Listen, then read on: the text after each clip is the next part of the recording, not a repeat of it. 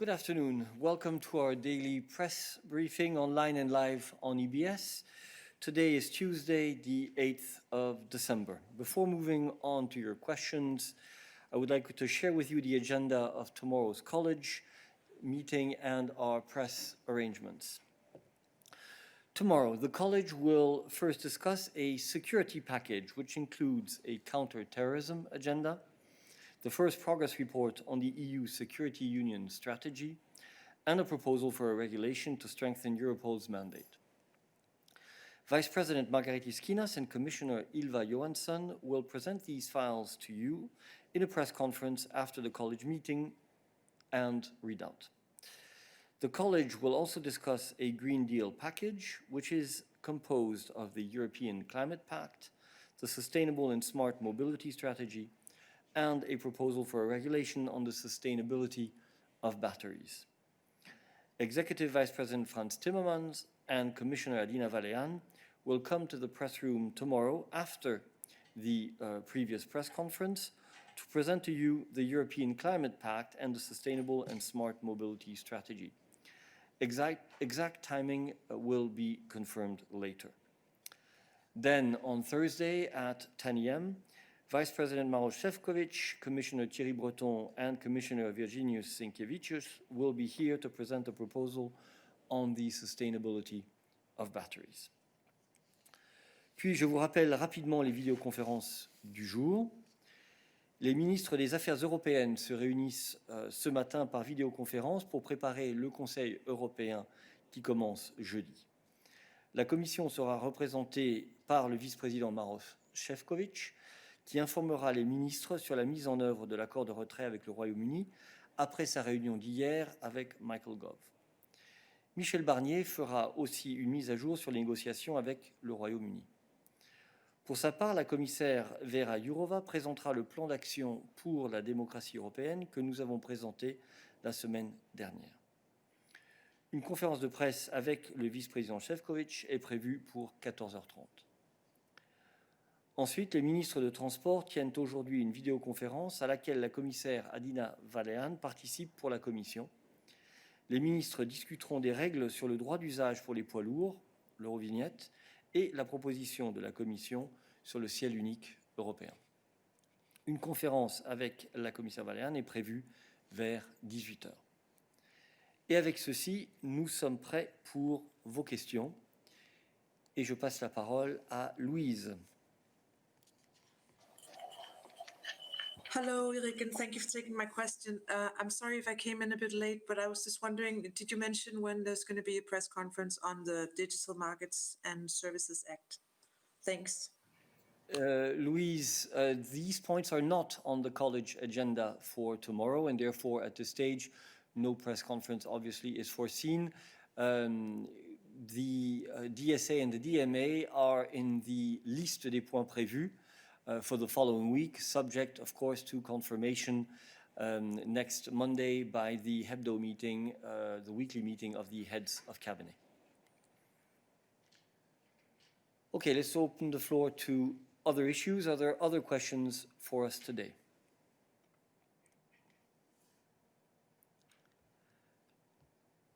That does not seem to be the case. David, every day somebody comes in a bit late. David, go ahead. Oui, pardon. Il n'y a pas de problème. Oui, pardon. I was thinking to a British colleague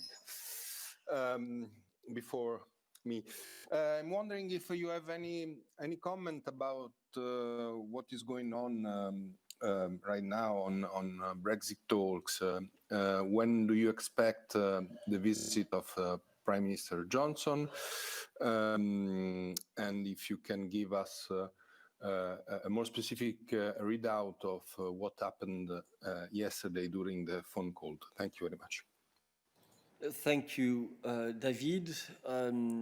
We do not have a specific date to announce on the meeting between the British Prime Minister of the United Kingdom and the President of the European Commission. You know by now that I announce these meetings on my Twitter feed if meetings take place at short notice. So we will have to wait and see when the meeting takes place. As to the readout of the phone call, I think the statement basically summarizes the gist of the conversation, which focused on the main sticking points in the negotiations and on how to try to move forward. And therefore, the statement correctly reflects the agreement which was found between the President of the Commission and Boris Johnson on how to proceed with further discussions today to establish this list of key sticking points, key disagreements, which would be the subject of a physical meeting to be decided. And that's really all I can say about the call that took place yesterday, which of course was very cordial. Other questions for us on this issue? David, a follow-up. Yes, are you planning to adopt contingency measures as asked by a lot of member states right now? Thank you very much. Well, this is not on the agenda for the moment, so I have nothing to announce in this respect. Quentin, on this issue, I suppose. Oui, Eric, est-ce que tu m'entends? Oui, oui, vas-y. Oui, vas-y. Super. Oui, donc c'est toujours sur le Brexit. Quand on lit le statement, on voit que les deux négociateurs sont en train de réfléchir à une sorte de rapport conjoint, une évaluation conjointe.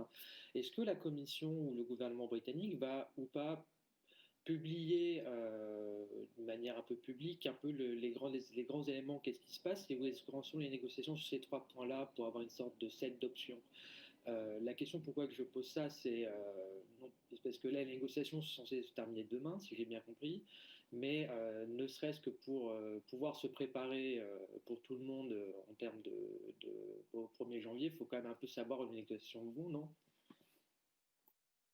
Je ne sais pas pourquoi tu penses que les négociations se termineraient demain. En tout cas, ce n'est pas du tout une information que nous avons diffusée. Nous avons dit que nous attendons une réunion entre la présidente de la Commission et le Premier ministre du Royaume-Uni pour éventuellement débloquer les négociations qui pourraient donc être amenées à continuer après cela.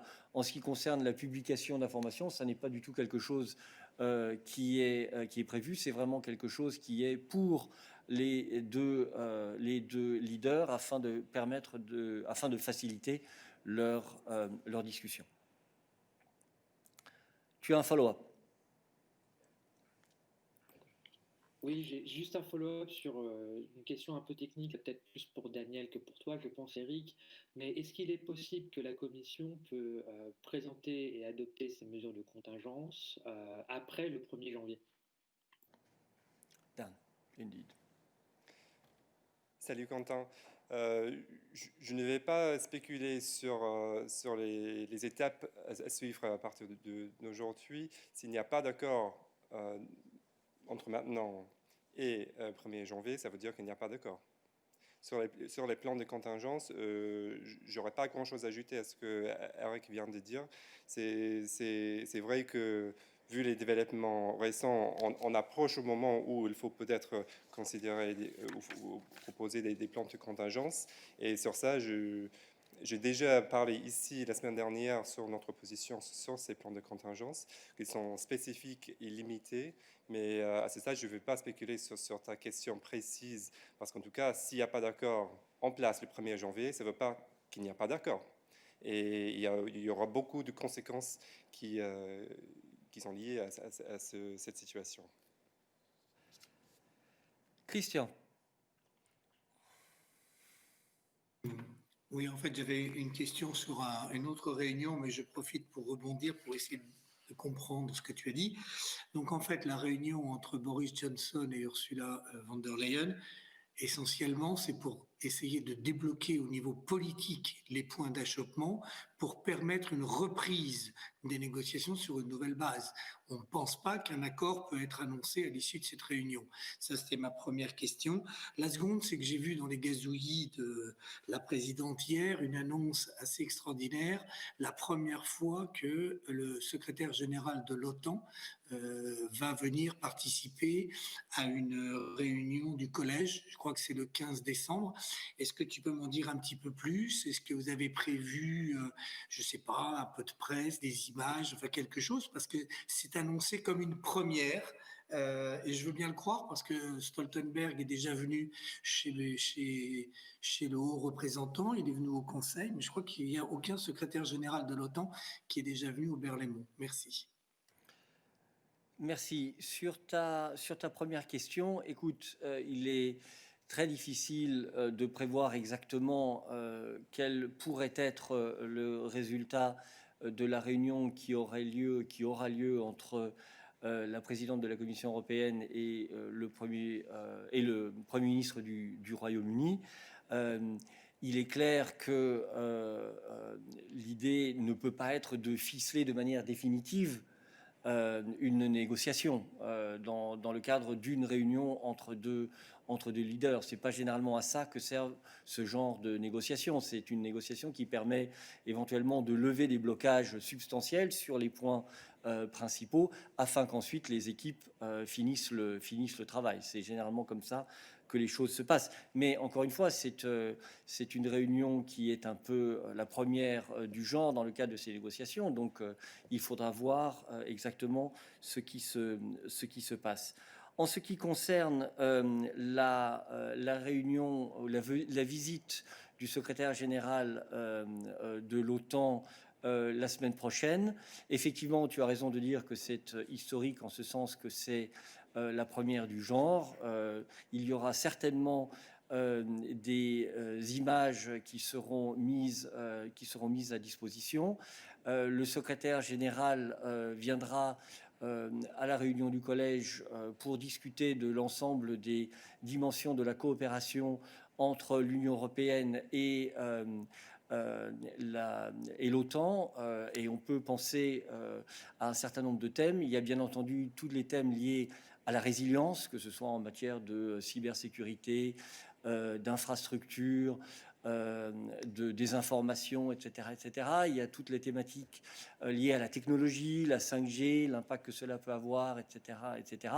Et bien entendu, les thématiques plus spécifiquement liées à la défense. Mais c'est une réunion qui aura lieu la semaine prochaine, donc nous aurons certainement l'occasion de revenir sur le sujet la semaine prochaine. Let's continue on EU-UK negotiations. Catherine. Yeah.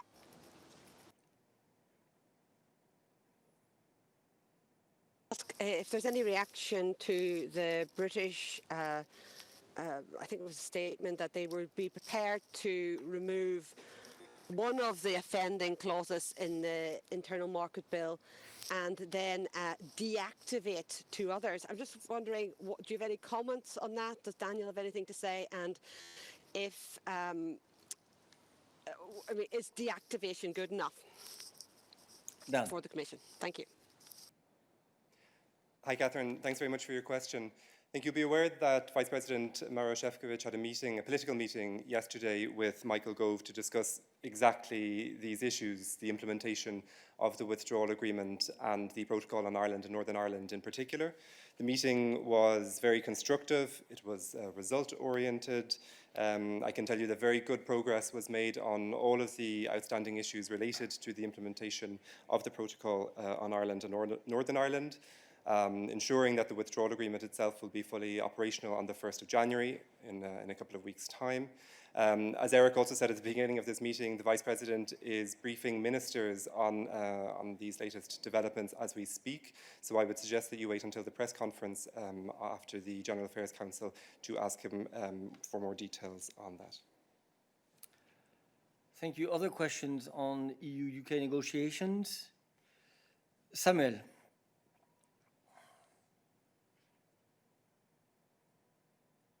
Question par rapport à la réponse que Daniel a apportée à la question de Quentin, quand Daniel dit Si on n'a pas d'accord le 31, ben on n'a pas d'accord. Est-ce que ça signifie qu'après cette date, les deux parties ne peuvent pas continuer à négocier?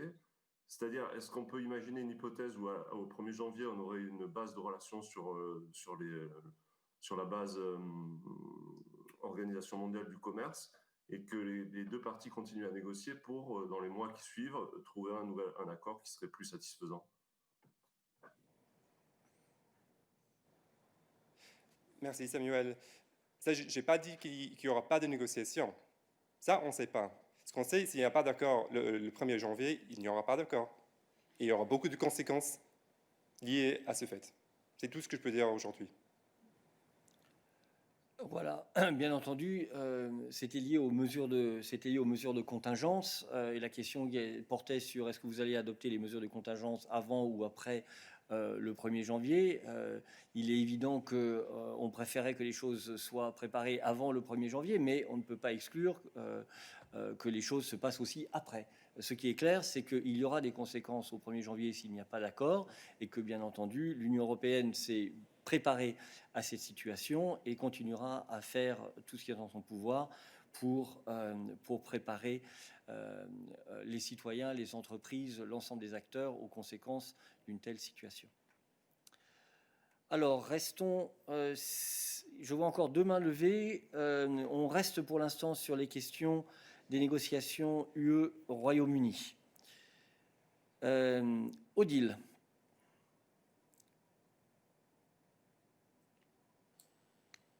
Oui, bonjour. Je note que ce mercredi, au comité européen des régions, Monsieur Barnier, le président de la région Bretagne et également Sadiq Khan, le maire de Londres, vont intervenir mercredi après-midi. Est-ce que, en cas de difficulté, par exemple sur les pêcheurs, est-ce qu'on peut imaginer qu'il y ait des arrangements entre régions, justement, puisque maintenant on demande que les régions, les autorités territoriales aient de plus en plus de poids. Et donc, je voulais savoir si en fait il y aurait une façon de sauver un peu la mise sur certains points. Et aussi, Sadiq Khan, à Londres, il y a énormément d'Européens. Hein. Et donc, voilà, j'aimerais avoir votre avis un peu là-dessus. Merci. Odile, pour rappel, la politique de la pêche est une politique commune qui est gérée par l'Union européenne et non pas par les régions des États. Et c'est la Commission européenne qui négocie l'accord avec le Royaume-Uni. C'est donc uniquement dans ce contexte-là que se passent les discussions et que seront prises les mesures relatives à la pêche, quoi qu'il advienne. Griselda. Voilà, je ne sais pas si vous m'entendez. Nous t'entendons très bien. Donc, j'aimerais savoir comment envisagez-vous cette réunion entre Mme von der Leyen et M. Boris Johnson. C'est bilatéral only, vous attendez quelqu'un d'autre et c'est l'entretien de la dernière chance, c'est ici ou jamais pour l'accord. Merci beaucoup. Quand tu dis quel sera le format de la réunion sera une réunion entre la présidente de la Commission européenne et évidemment un certain nombre, j'imagine, de ses conseillers et le Premier ministre du Royaume-Uni et peut-être un certain nombre de ses conseillers. Donc c'est une réunion bilatérale. Réunion de la dernière chance ou pas, très sincèrement, comme je l'ai dit hier, c'est une négociation assez unique en son genre et il faut voir comment cette réunion va se passer. En tout cas, de notre point de vue, nous continuons à vouloir négocier sur base du mandat qui est le nôtre afin d'arriver à un accord qui nous permette de défendre les intérêts de l'Union européenne le mieux possible. Et nous sommes prêts à continuer ces discussions tant que nécessaire. Verena.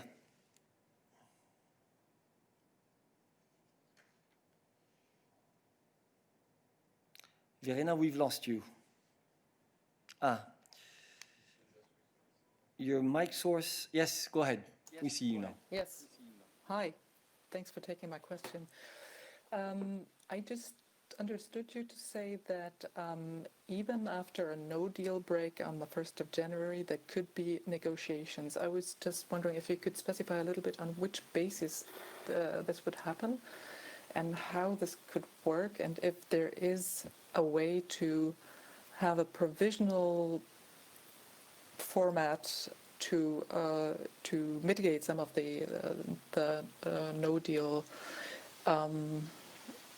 consequences on January 1st. Thanks. Yes, I give the floor. Go ahead, Dante. Hi, Verena. Thanks for your question.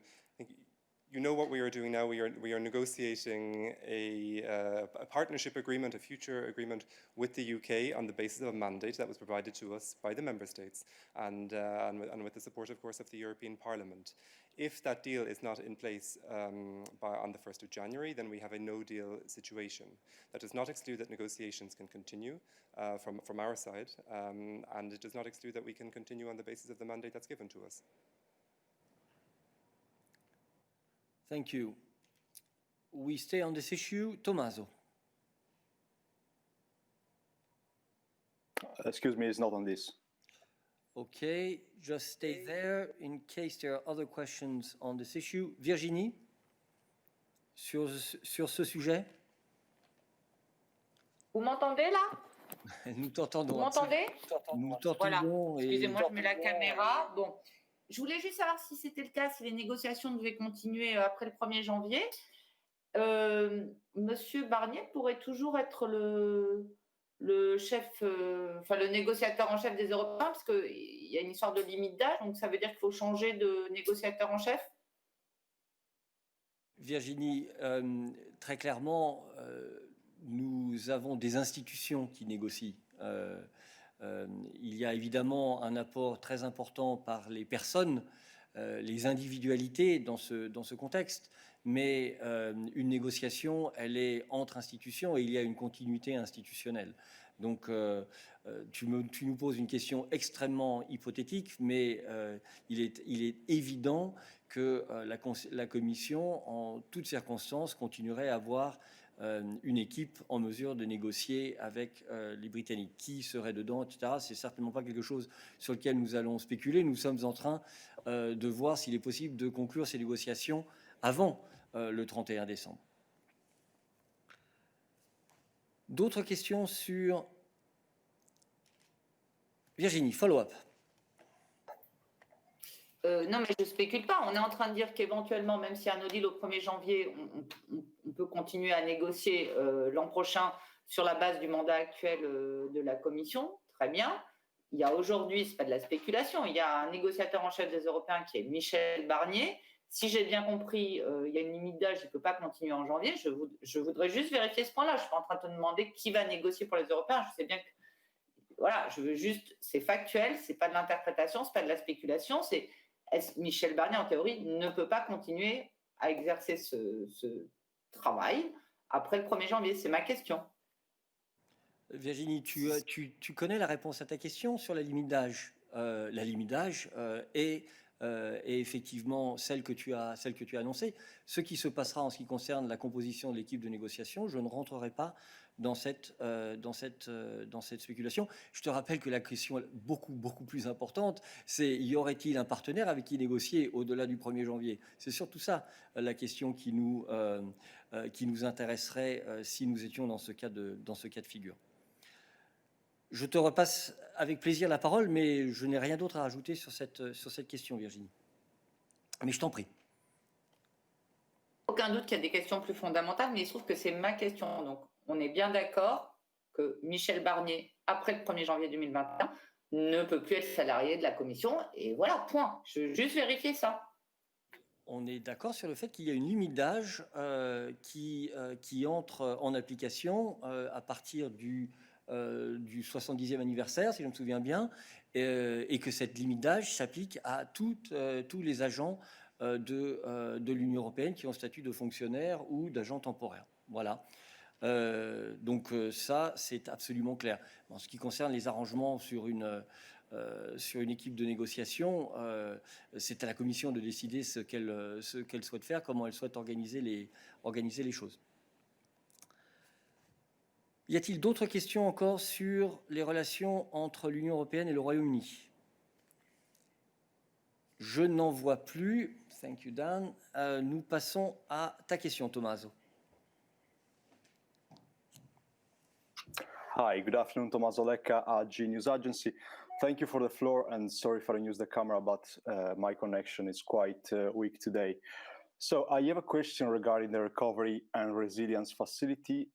Yesterday, according to the Italian press, President Conte said that the European Union doesn't trust the Italian public administration, and for such reason, the Italian government is setting up a task force of 6 managers appointed to spend the money coming from the Next Generation EU plan. Now, I know that you will not comment on comments or on press reports. So my question is, does the Commission recommend the Member States to appoint managers to run the national plans of recovery? And of course, does the Commission confirm its trust in the Italian public administration? Thank you.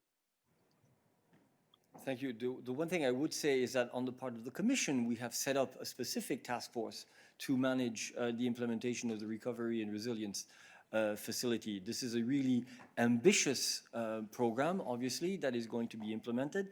And obviously, it requires that all administrations equip themselves, one way or another, with the means to set out the strategy, define the measures, and implement the plans to the best possible effect. But obviously, it's also the Member States.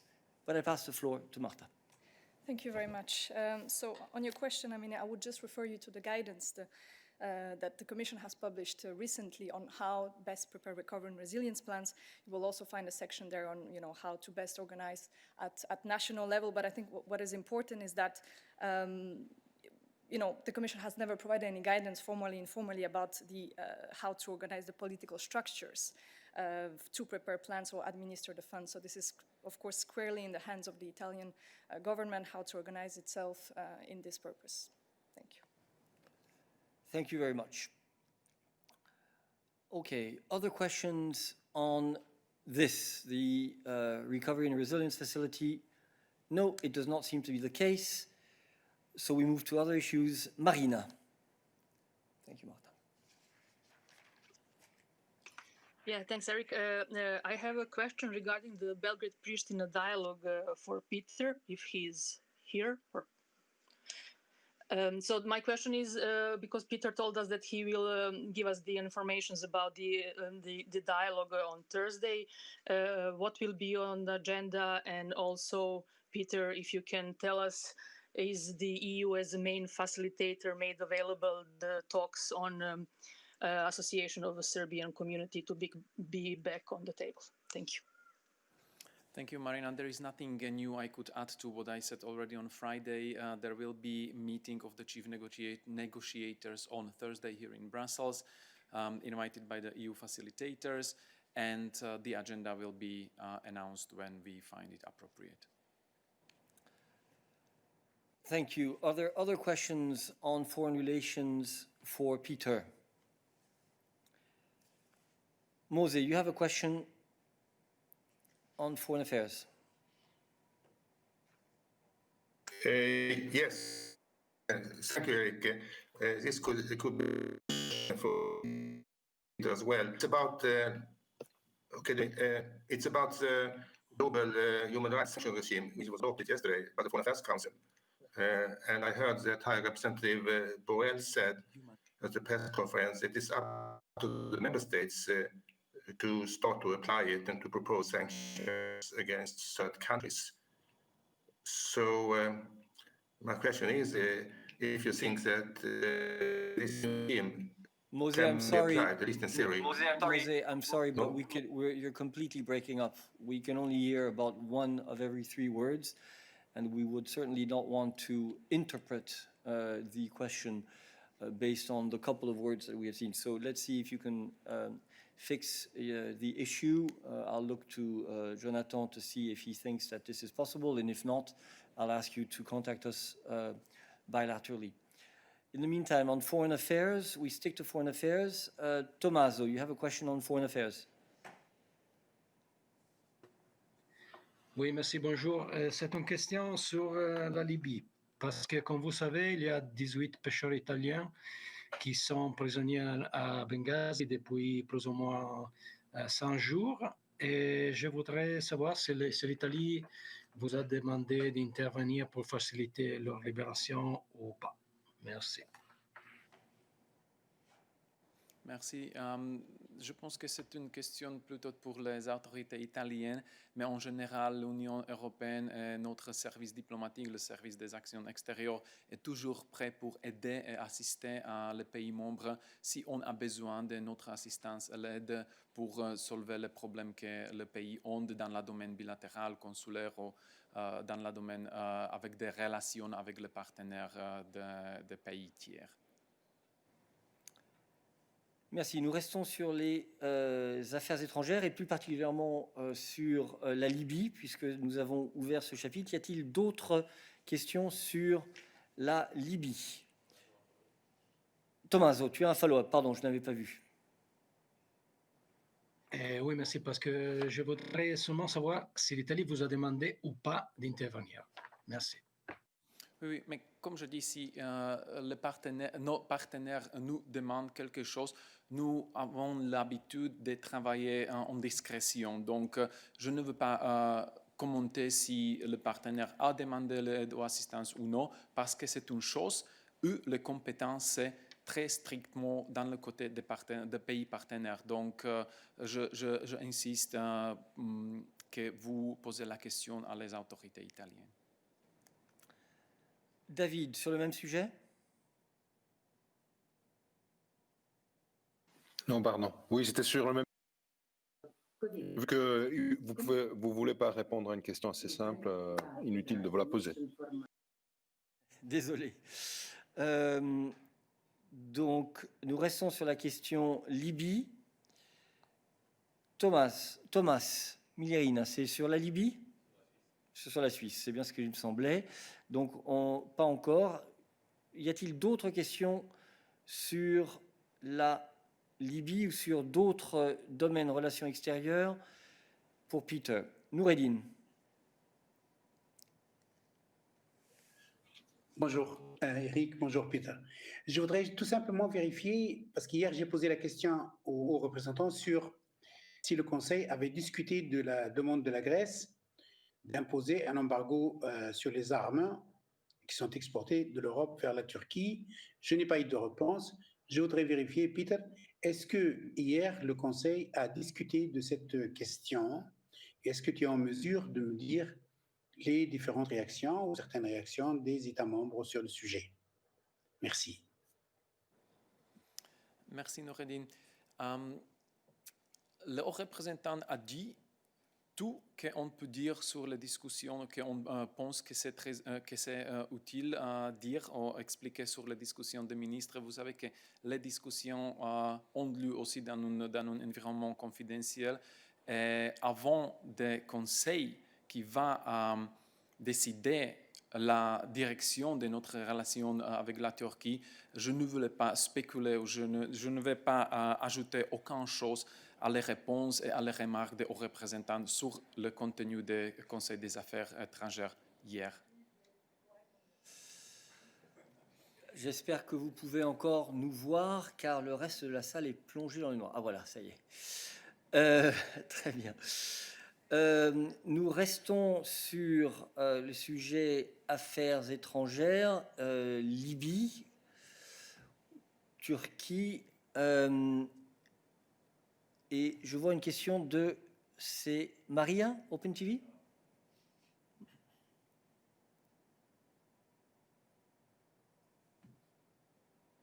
Oui, c'est moi, vous m'écoutez? Oui. Okay, a question in English, I would prefer. Peter, would you like to inform us about the state of play of the conference of the East Mediterranean that Vice Representative has the mandate to organize? Thank you. Thank you, Maria. Indeed, the High Representative was tasked to start exploratory work and preparations of such a conference by the Council conclusions on the subject. This work has started on a technical level, but as High Representative said a few days ago, due to the developments, there is not much that could be done apart from exploratory work and discussing with partners about their willingness to participate in such a conference. So the preparatory work on a technical level has been started, but there is nothing that we could announce in terms of logistics, dates of participation yet. But as I said, we are now in a period ahead of a very important European Council where the relations between the EU and Turkey will be defined, or where the next direction of these relations will be defined. So let's wait for these few more days, and after Thursday or Friday, we will then see more in which direction we go and what work will be taken up with higher speed and with bigger efforts than until now. Other questions on the Eastern Mediterranean, Turkey, Libya? Christian. Si c'est sur ce sujet. Oui, bien sûr, c'est sur ce sujet. En fait, je prenais mes notes sur la conférence de presse de M. Borrell qui disait que les États membres, lors de cette réunion des ministres des Affaires étrangères, avaient eu une évaluation qui n'était pas positive. Alors, pour rebondir sur la question, et je comprends qu'il y avait une confidentialité, je voudrais savoir si tous les États membres étaient sur la même ligne ou si, comme ça a l'air de transparaître à droite à gauche, il y a quand même de sérieuses distorsions, dissensions, points de vue divergents qui font qu'on peut s'attendre à une discussion assez serrée et assez dure au sommet européen. Merci. Merci Christian. Une autre fois, je suis désolé que je ne veux pas aller plus loin que le haut représentant a fait hier. Donc, il a expliqué, je pense que très clairement qu'il n'y a pas beaucoup de développement positif et qu'après cette discussion des ministres des Affaires étrangères, chaque ministre des Affaires étrangères va chez le leader de chaque pays, de son pays, et va informer le Premier ministre ou le Président, et les leaders vont discuter la situation et les mesures dans le Conseil jeudi, vendredi. Exactement. Athanasios. Ah, Christian, pardon, tu as un follow-up. Donc, ma compréhension, c'est qu'il n'y a rien qui est prêt encore pour l'instant. Il n'y a pas de conclusion, il n'y a pas de texte. Ça veut dire on est en blind sur la Turquie, sur les suites à donner aux conclusions du sommet du 1er et 2 octobre. Christian, sur la question des conclusions, je pense qu'il faut que tu adresses cette question au Conseil européen. C'est eux qui sont en charge de mener les travaux préparatoires sur ces points. Athanasios. Thanks very much. Bonjour.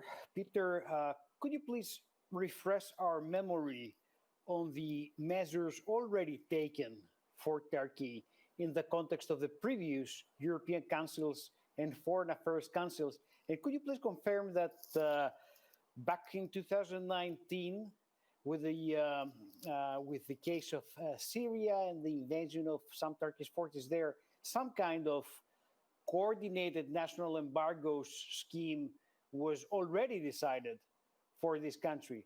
And the only reason I'm asking is that nowadays in the press, they treat this possibility as something new. And I have the impression that this thing already exists. Is that so? Thanks. Sorry, could you specify which thing? Because I didn't hear that properly. There was some kind of coordinated national embargoes of the EU27 decided in 2019 for the invasion of some Turkish forces in Syria. So it was a decision, if I recall correctly. Could you please clarify if that is so or I have missed something? Thanks. Okay, thank you. Thank you for clarification. On the national arms embargo, okay, so there is no EU arms embargo on Turkey. That's very clear. Whatever was decided and discussed by the member states is then up to them to implement, and you see the various degree of opinions and positions of the member states on this. Some are following this up, some not, but it's the national decision and national competence. And when it comes to the implementation of the Council conclusions or decisions taken in light of Turkish actions in the Eastern Mediterranean, I can again go back to the Council conclusions from European Council conclusions from the 1st of October, where the EU was very clear about the objectives which we have in our relations with Turkey, regardless of whatever happened before, and the expectations and the timelines as well.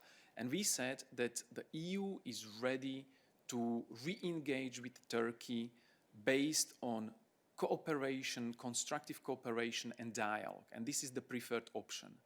And we made an offer of developing positive agenda and extended the hand basically to underline or reinforce this preparedness for constructive cooperation and improvement of relations with concrete proposals. On this track, unfortunately, not much has been reflected on because Turkey continued with the steps which led the High Representative yesterday to state that unfortunately there have not been positive developments.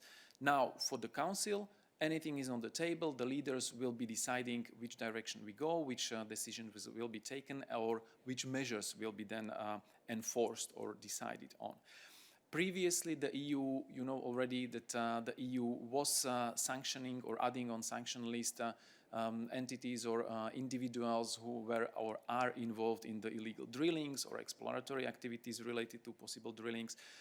These sanctions are constantly under review, so if all the EU member states decide that they want to extend and continue with sanctioning, they will do it.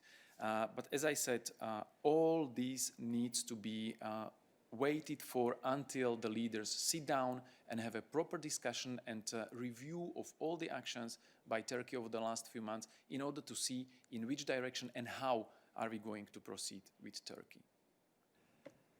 Athanasios, you have a follow-up? Yes, please. I perfectly understood the answer. The thing is, there was some legal basis for the national coordination of the embargoes, and there was a legal reason why there could not be an EU decision for something like that.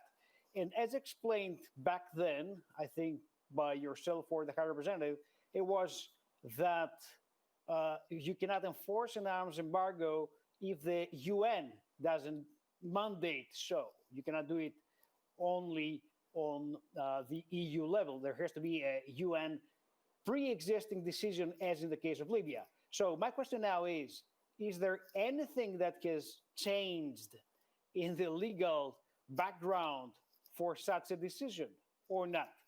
And secondly, I don't know if it's your competence or somebody else's, could you please remind us and let's say update us on what happened with that request about the customs union and some kind of violations that Greece protested and called for the suspension of it? Thanks. Okay, so on the customs union, I would defer then to my colleagues. On the first part of your follow-up question, again, there is no existing EU arms embargo at this stage. I'm not aware about any legislative changes that would change the grounds from last year to this year, but we can check that. But again, whatever the member states decide to do vis-à-vis Turkey, they would do based on unanimity and based on evaluation of the behavior and actions of Turkey over the last few months. The EU was always very clear that our relationship with Turkey has many aspects. This is a multifaceted relationship. We cannot forget that Turkey is also a member of the NATO, of which many of the EU member states are also a member. So this all is taken into consideration. So whatever the leaders will be deciding, they will decide by unanimity, taking into account the huge complexity of this relationship. And of course, EU's interest to still stay on the positive course of having constructive cooperation and dialogue with Turkey, if it is possible, based on Turkish behavior. Anna, customs union is you, but we will, do you want to answer now? No, sorry. If you can come up to say that on the podium, it would be better. Don't go too far away, Peter. I believe we're not done with you. Anna. You're going to have to work on that digital thing. I promised myself this weekend. Thanks, Athanasios. So I can only confirm that we are still studying the letter and that we will reply in due course. I think that both as Eric and as Peter have said, I think it's important for the leaders now to have a discussion to set the tone and the direction of travel in terms of EU-Turkey relations. And I can only say that indeed the letter will be replied in due course. Okay. Thank you. We will now close that chapter and try to come back to Mose, who had a question on the general sanctions regime, if I'm not mistaken. Thank you, Anna. Mose, try again.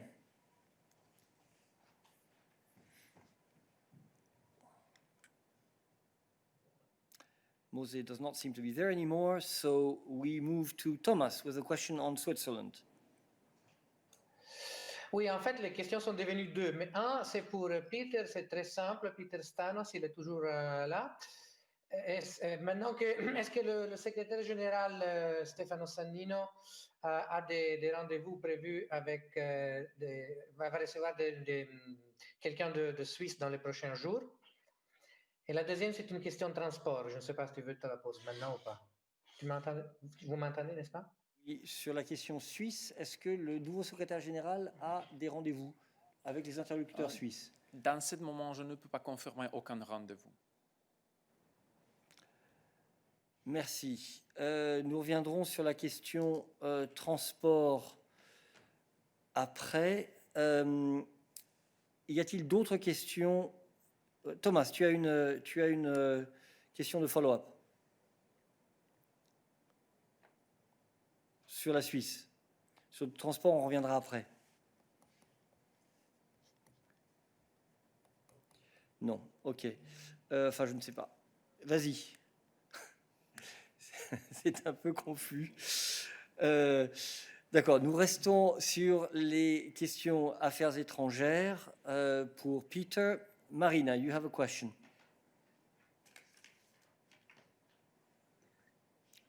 I'm sorry, actually, this is on enlargement, so I think it's for Anna. Maybe I can wait. So please wait. David, une question affaires étrangères. Oui, merci. C'est un éclaircissement parce que hier, l'autre représentant, c'est à propos du nouveau régime de sanctions globales sur les droits de l'homme. Hier, avec beaucoup de conviction, le haut représentant a dit que seulement les États membres peuvent proposer des noms de personnes ou entités à sanctionner. C'était une question assez précise sur le Xinjiang et les persécutions des Ouïghurs. Je voulais te demander confirmation parce que moi j'ai lu les actes légaux et il y a écrit que le haut représentant, comme les États membres, peut proposer d'ajouter des personnes et entités à la liste noire. Et donc, je voulais ta confirmation sur ça. Merci. C'est une question pour Nabila, en fait.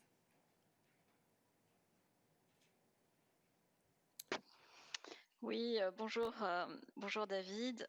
Comme tu le sais, les désignations n'ont pas encore eu lieu. Donc le régime a été établi hier et il a été adopté, mais nous n'avons toujours pas de désignation. En ce qui concerne ta question spécifique, en effet, on aura probablement des discussions prochainement sur les sanctions et ce sont les États membres et ou le haut représentant qui peuvent proposer des listings, mais c'est pour bien sûr le Conseil de décider de ces listings par après. J'espère que j'ai été claire et que j'ai bien répondu à ta question. Limpide, je pense. Y a-t-il d'autres questions sur le régime des sanctions pour Nabila? Je n'en vois pas.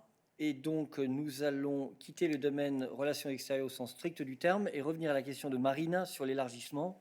Thomas, je n'ai pas oublié ta question sur les transports après. Marina.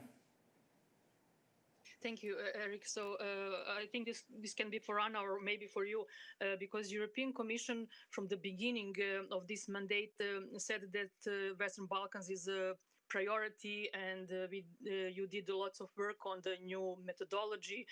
But now we have a blockage of whole conclusions on the Western Balkans and enlargement in Council of EU. So what could be your message from European Commission towards to the people of Western Balkans who are now experiencing again the problems on the enlargement road?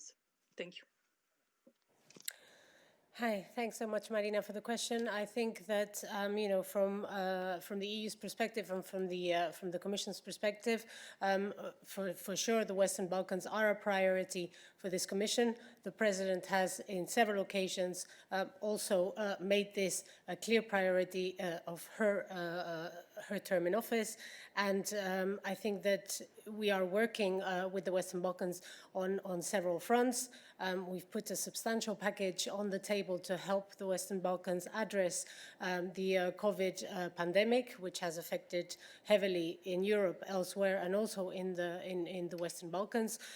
We've also put on the table a substantial investment plan to help as well the long-term recovery. We've put on the table a revised enhanced methodology that paved the way for the Council to be able to open accession negotiations with both Albania and North Macedonia. You know that discussions continue in the Council in relation to the negotiating frameworks. The position of the Commission is very clear. We would like that the first intergovernmental conferences be convened as soon as possible. You all know where we are. For this to happen, we need the Council to agree on the negotiating frameworks, and discussions continue. As to further discussions in the Council, you know that there's a GAC today, so I think that you can also maybe address some questions after the GAC finishes. I think at around 2:30, I think it's expected to finish.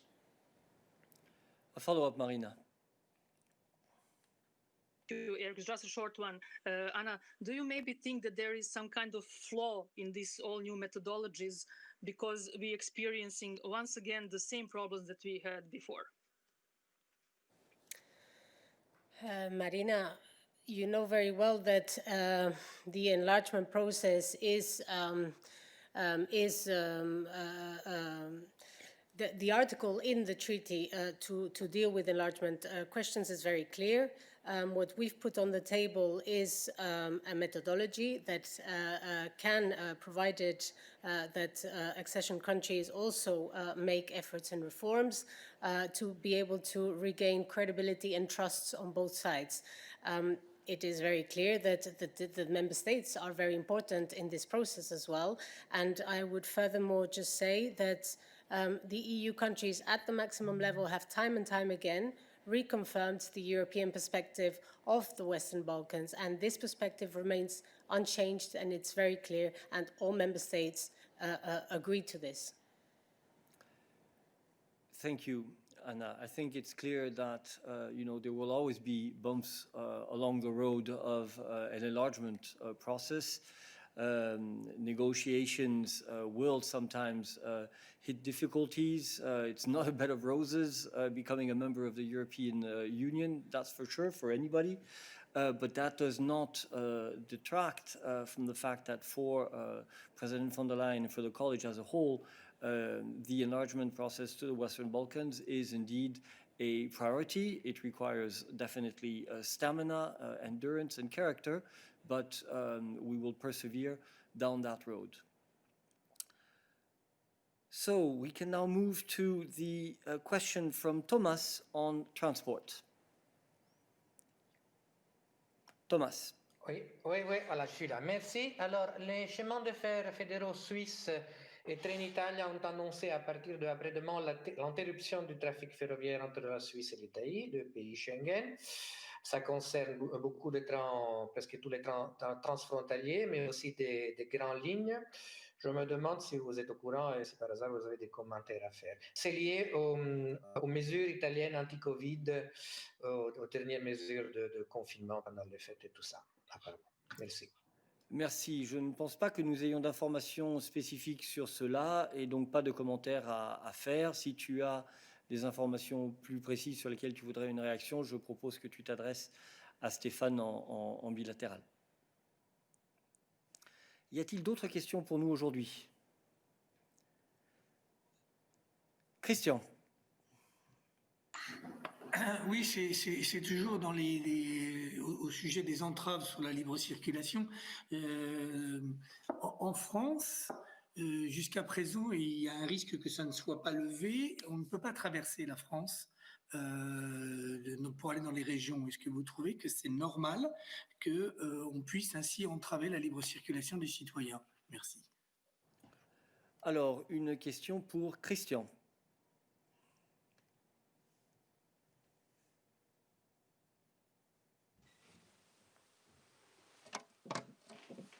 Oui. Bonjour, Christian. Comme tu sais, on a fait des recommandations. En fait, les États membres ont soutenu cette recommandation concernant les restrictions de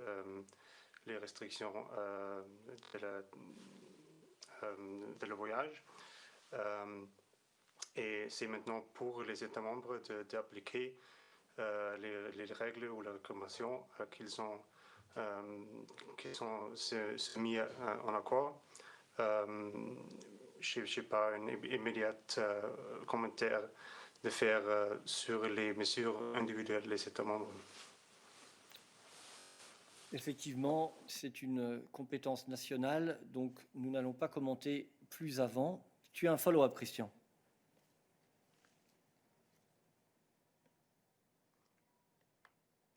Je t'en prie. Je pourrais traverser en venant de Bruxelles, me rendre en Normandie dans les jours qui viennent. C'est aussi bête que ça.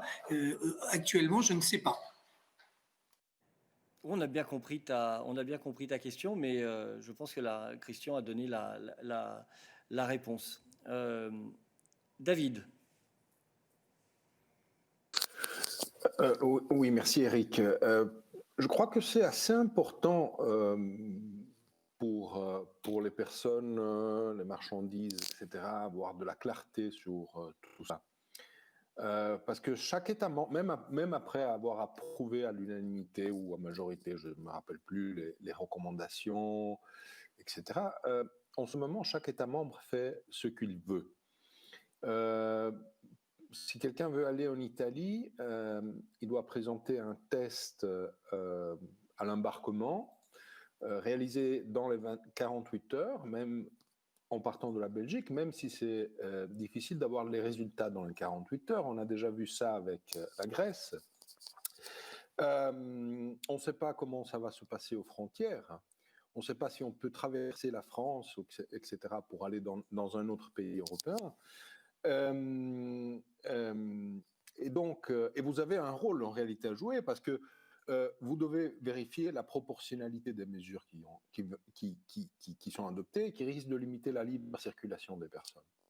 Donc voilà, est-ce que vous allez examiner ces mesures ou juste dire, comme vous le faites en ce moment, c'est la responsabilité des États membres, nous, on n'a rien à voir. Non, David, laisse-moi te préciser que la question de Christian portait sur les déplacements à l'intérieur d'un pays.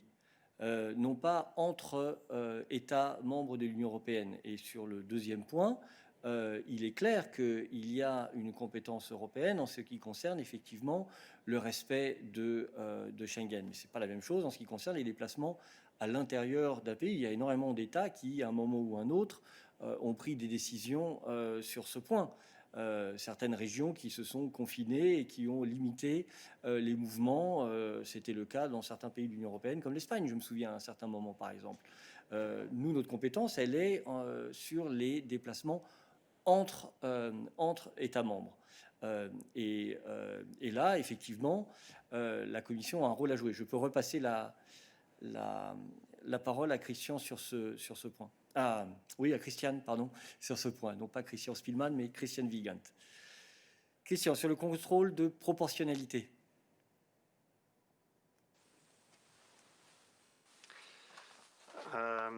Oui, comme Eric a dit, il y a une différence entre, c'était aussi peut-être pas clair sur ça au début, entre les mesures internes, où il n'y a pas de compétences pour nous, et les mesures concernant la libre circulation entre les États membres. Et je peux seulement souligner encore une fois que la Commission, depuis des mois, a fait des efforts pour améliorer la coordination entre les États membres. Il y a cette recommandation qu'il faut appliquer aussi.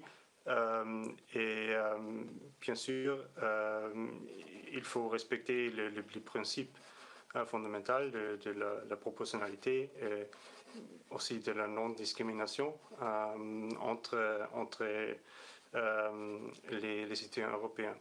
En ce qui concerne les questions de testing, cette recommandation n'a pas directement touché ça, mais je pense qu'il y a un peu de rajouter plus de côté de Stéphane sur cela concernant les règles pour le test.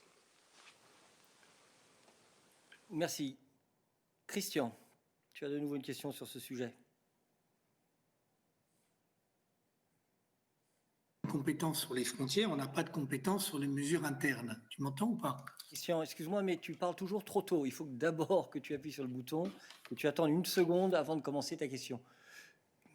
Ok. Oui, j'ai compris que vous n'avez pas de compétences sur les mesures internes, mais qu'en revanche, il y a une compétence sur les frontières. Ma question, elle est très bête. C'est quand est-ce que on est beaucoup de Français qui vivons ici en Belgique. Aujourd'hui, on ne sait pas si on pourra passer la frontière et traverser une partie de la France pour se rendre. Qui est à Bordeaux, qui est en Bretagne, là où on a de la famille. C'est ça le problème. C'est qu'on a une mesure interne qui est tout à fait régulière, mais qui se heurte à tous les gens qui vivent hors des frontières françaises. C'est ça mon problème. C'est ça que j'aimerais savoir, si vous considérez que ça, c'est pas une entrave à la liberté de circulation. À ma connaissance, enfin je peux me tromper, mais les États membres n'empêchent pas le retour de citoyens vivant à l'extérieur de leurs frontières vers le territoire national. Donc je suis surpris par ta question.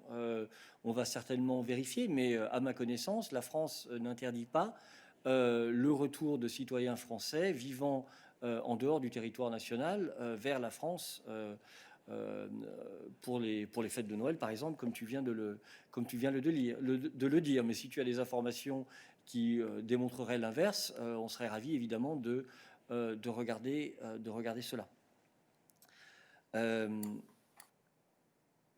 Toujours sur ces questions. Tom.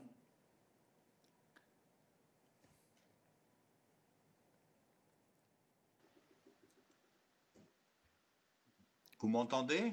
Et nous te voyons. Allô? Vas-y. Allô? Ok. C'est juste pour ces restrictions à la liberté de circuler. Je suppose que les États membres sont obligés de notifier ça s'ils prennent ces mesures-là. Est-ce que combien de telles notifications vous avez là pour l'instant? Et concernant l'histoire là que Christian a mentionnée en France, si quelqu'un veut aller de la Belgique en Espagne, est-ce qu'il est libre de traverser la France? Vous êtes là au courant ou non? Je n'ai pas compris sur quoi portait ta première question, j'avoue, mais peut-être que Christian a des mesures internes aux États membres ou des mesures entre États membres. Excuse-moi. Tu m'entends? Oui, j'ai raté le début de ta question, pardon. Oui, non, je suppose que les États membres sont obligés de notifier des restrictions. S'ils prennent des restrictions aux frontières, est-ce qu'ils sont obligés? Si oui, combien de notifications vous avez? Et en ce qui concerne les restrictions à l'intérieur de la France, est-ce que ça concerne aussi le transit, si vous voulez, si quelqu'un veut aller d'Allemagne en Espagne, par exemple? Merci. Je repasse la parole à Christian. Alors, merci Tom. Alors, pour clarifier, il y a bien sûr une obligation pour notifier les contrôles frontaliers dans Schengen. Pour ça, peut-être Albert pourrait clarifier pour toi en plus de détail où on est à ce moment-là. Concernant les mesures comme la quarantaine, le testing, ça c'est inclus dans la recommandation que je l'ai mentionné avant, où les États membres ont promis d'informer en avant de ces mesures. Je pense d'informer, si je ne me trompe pas, en avance de 24 heures et plus de temps si possible. Concernant l'entrée dans un État membre, laisse-moi juste rappeler généralement qu'un État membre ne peut pas empêcher un national, alors dans le cas de Français, d'un Français, par exemple, d'entrer dans le territoire.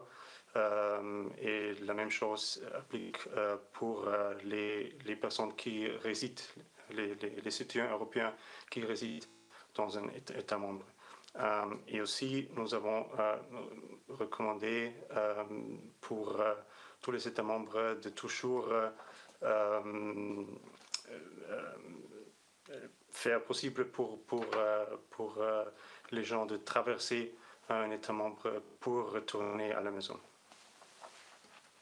Pour rappel, c'était une question importante lors de la première phase de la pandémie et ce sont des mesures restrictives qui ont été levées suite à nos efforts et notre dialogue avec les États membres.